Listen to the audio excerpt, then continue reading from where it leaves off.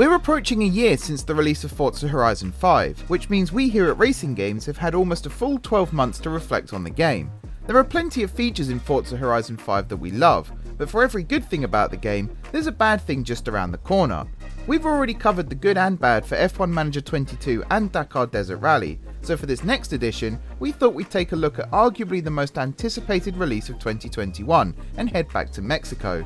As usual, we're starting with the bad, and so I'm Mark from RacingGames, and here's everything wrong with Forza Horizon 5.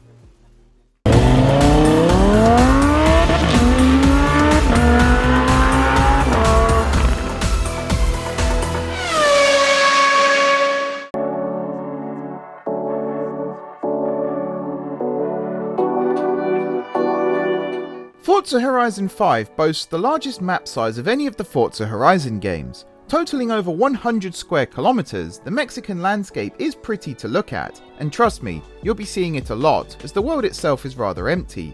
Each and every new season does add additional content to the game, but it's still safe to say there's next to nothing to do in Mexico. The long drives between each event don't exactly help things either. If you're completing the story, you might think one event ends close to the start of the next, but you'd be wrong. Sometimes it's almost as though the developers placed events in opposite corners of the map just to make the game seem more full than it actually is. This results in long, meandering drives that, sure, could be skipped by fast travelling to the closest Horizon Festival site, but by doing so makes the whole point of the game irrelevant.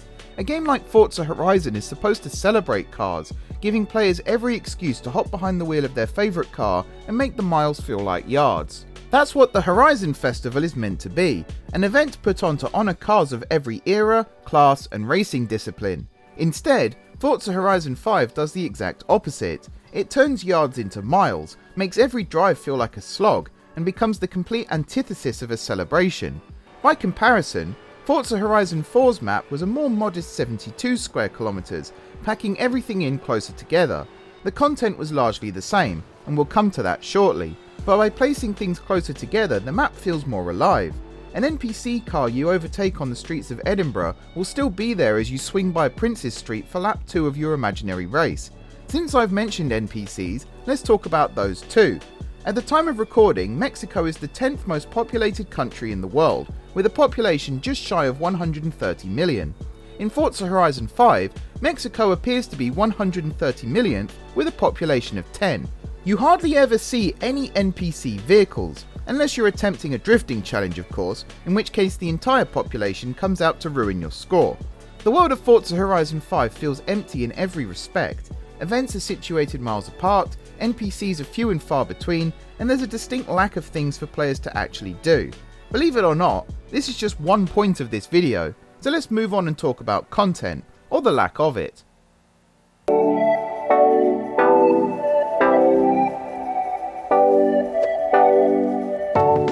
Forza Horizon 4 was very warmly received, releasing to high acclaim. In fact, at the time of recording, it remains tied as the best reviewed Forza game by Metacritic, and that includes the Forza Motorsport series too. Forza Horizon 4 is arguably the pinnacle of the Forza Horizon series. Some may argue that Forza Horizon 3 is also up there, and we'd agree with that. We do have home bias though, and so I'm saying 4 was better. The developers clearly saw the response to Forza Horizon 4 and decided that was the direction the series should go in from now on. Unfortunately, they stuck to the script a little too closely when it came to Forza Horizon 5. The only real differences between the two games are the location, map size, and side characters, or some of them anyway. Everything else remains almost identical, right down to the game's UI. Well okay, they tweaked the font and colour scheme a touch too to reflect the game's Mexican location, but besides that, the UI is still the same.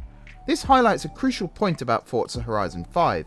It is basically a reskin version of Forza Horizon 4. Some have even referred to Forza Horizon 5 as Forza Horizon 4.5, or just a large DLC for Forza Horizon 4. This might seem harsh, and it does pain me to say it, but let's take a look at the facts. Let's start with the car list.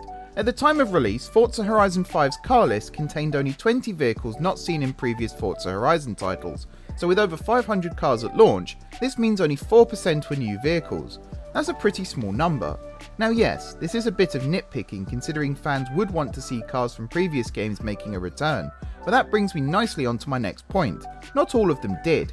In fact, most playlists released since launch have only added 1 or 2 new cars to the series out of the 8 included, with the rest being cars returning from previous games.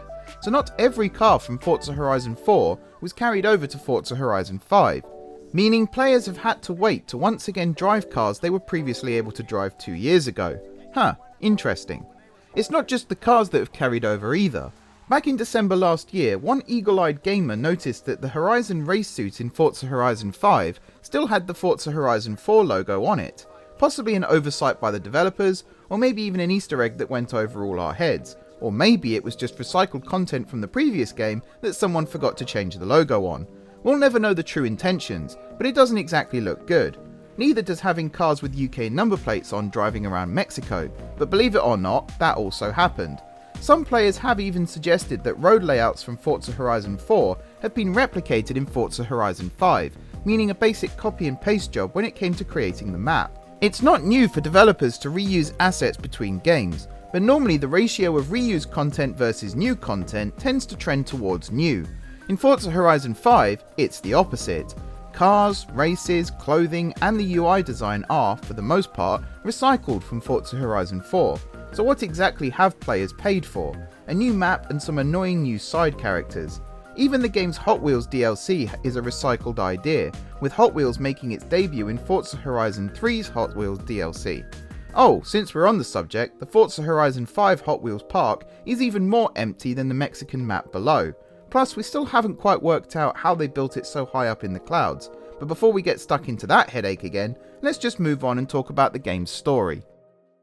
Before we move on, have you subscribed to RacingGames yet? Just one click and you're on the RacingGames grid. Oh, and hit that notification bell too so you never miss an upload. Alright, on with the video.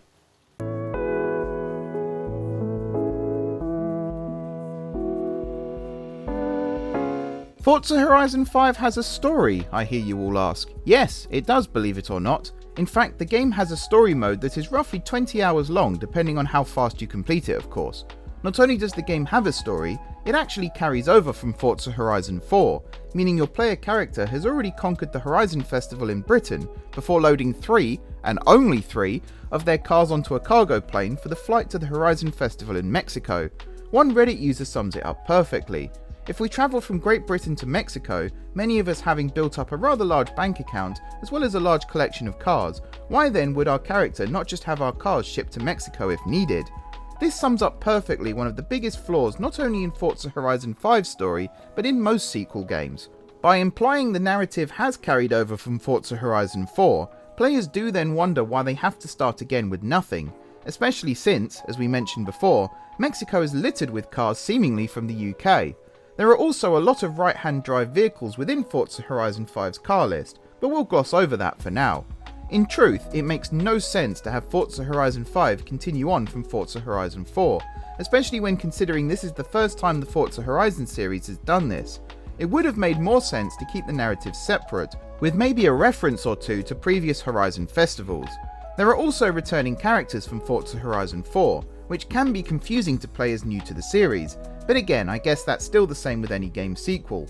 I found myself staring blankly at a few characters in the game, not recognising them at all, only for my player character to instantly greet them like an old friend. Thankfully, they do stop short of doing their secret handshake, but it's still weird to see the protagonist interacting with characters from previous games, especially when your player character looks nothing like your character in Forza Horizon 4. In some cases, I'm surprised the NPCs haven't asked why you're suddenly a different height, build, and why your voice now has a new accent. Or in my case, how we even know each other, since Forza Horizon 5 is my first true venture into the series. Anyway, we've established that the story shouldn't be a crossover, but let's look at the story itself. So after somehow surviving being dropped out of a cargo plane in a Ford Bronco, don't ask, we find ourselves as guest of honor at the Horizon Festival in Mexico. So straight away you can throw away the rags to riches story trope, as we're already the legend in this scenario. Sadly though, the plane carrying all our cars from the British Horizon Festival appears to get lost in transit, as our garage has been reset to 0. Now the game does have some fun story elements, and we'll cover those more in detail in our sequel video, but for now, let's focus on the drawbacks. Most story events are rinse and repeat. Drive to a race site, follow NPC character whilst they spew exposition about the racing history in Mexico, then complete a race or timed event. Some of the history lessons are quite interesting to listen to, with Hot Wheels even getting a full history breakdown in the opening missions of the DLC, but a lot of it is just fluff designed to fill the time it takes to complete the drive. Why the events couldn't just start with the racing, I don't know. It would certainly save some time. And then of course there's the drive time between events too, but I've already covered that, so I won't go over it again.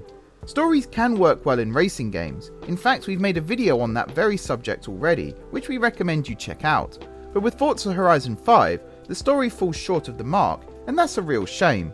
The potential was there, but the outcome leaves a lot to be desired.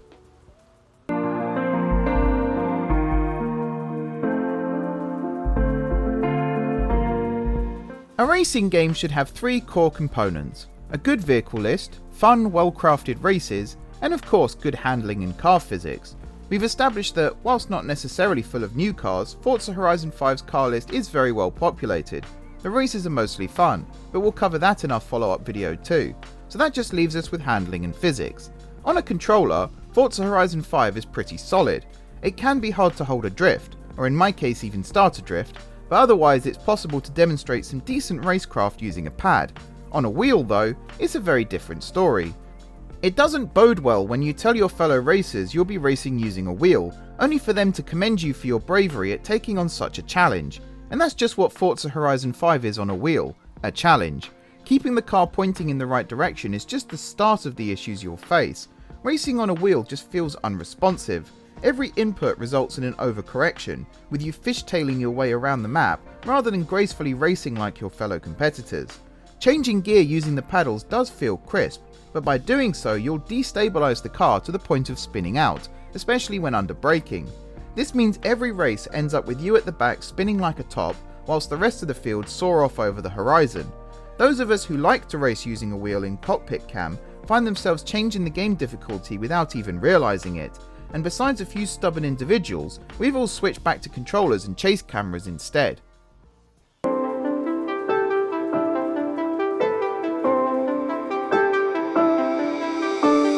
Next up on the Forza Horizon 5 lowlights, we have the repetition.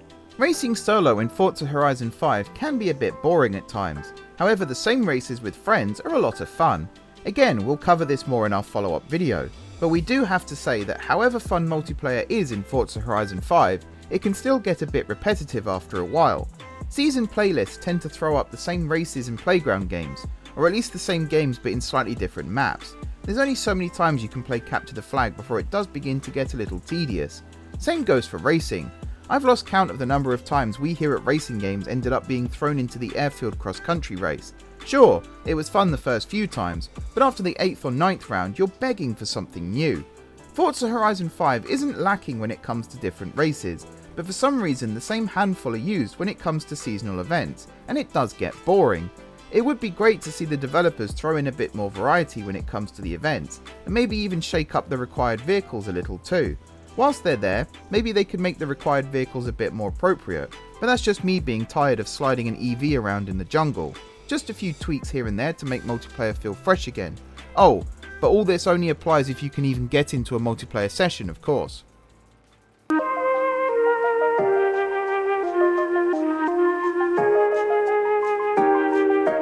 Convoys are not new to the Forza Horizon series, being first introduced in Forza Horizon 3 with AI drivatars and returning in Forza Horizon 4, this time with other players.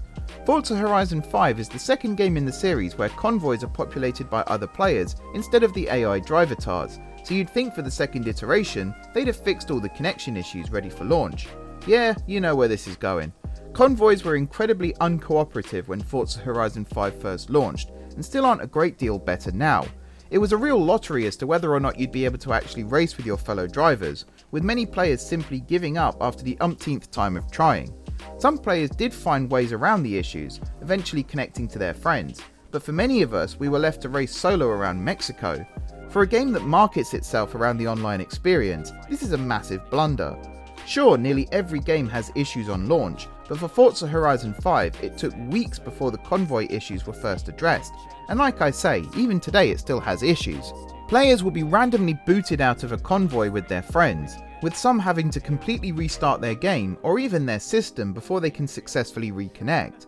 This just isn't acceptable for a game that relies so heavily on the multiplayer experience. Yes, you can play Forza Horizon 5 on your own, but it just doesn't have the same appeal that the online side does, and over time that has driven players away.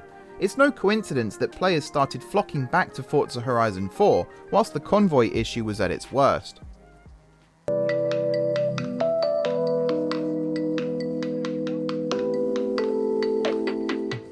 Finally, we have the small issues. The game does have some weird performance issues from time to time, with random lag spikes at inconvenient times or incredibly long wait times when attempting to join events. We've all sat in our cars whilst they hit the rev limiter against a wall waiting for the joining session overlay to disappear, right? It's always funny how the game seizes control of your car at the most inconvenient of times too. Then there's the players who've fallen through the world, watched the road beneath their car disappear as they're driving, and even been sent to the moon as the game glitches out and launches them into the stratosphere. Finally, we joked about it before, but NPCs need a rework to get out of your way when you're in the middle of a free play event.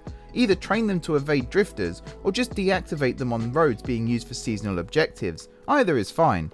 Then you can take those NPC vehicles and put them elsewhere on the map to fill it out a little more. Just a suggestion. These issues are very specific, but do go to show the game still needs some spit and polish here and there. We're sure there are plenty of other little problems too, but these are definitely the highlights, or lowlights if you'd rather. Do feel free to let us know any other issues you've had down in the comments below, and join the conversation with your fellow racers. Forza Horizon 5 can be an incredibly frustrating game, but that doesn't mean it's a bad game by any means. Like we said at the top of the video, for every bad thing, there's a good thing too. We do have a list of everything great about Forza Horizon 5, so be sure to check that video out next week. Also be sure to get involved in the comments below and let us know how you've found Forza Horizon 5 in its first year, as well as any issues you've encountered and even any fixes for well-known issues to help your fellow racers out. For now though, thanks for watching. I've been Mark from RacingGames. Please like and subscribe for all things Forza Horizon 5, and now I'm off to stare blankly at the wall of someone's house whilst waiting to join another online race.